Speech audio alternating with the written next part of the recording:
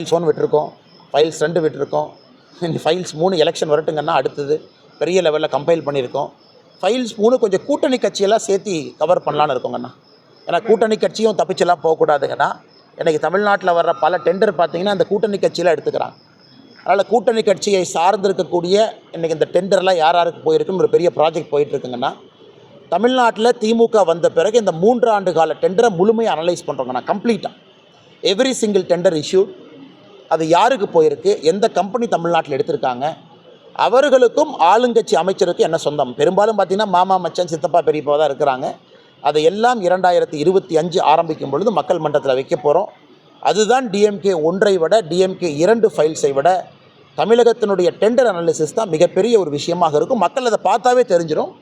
இவ்வளவு கோடி டெண்டரை கடைசியாக உள்ளூர் அமைச்சரனுடைய மச்சானுக்கு தான் போகும். அதை பார்த்தா நம்ம எல்லோருக்கும் தெரிஞ்சிடும் மக்களுக்கு கொடுக்கக்கூடிய 500 ரூபா பணம் எங்கேருந்து வருதுங்கண்ணா. சரி, நன்றிங்கண்ணா, தேங்க்யூ, பார்ப்பங்கண்ணா.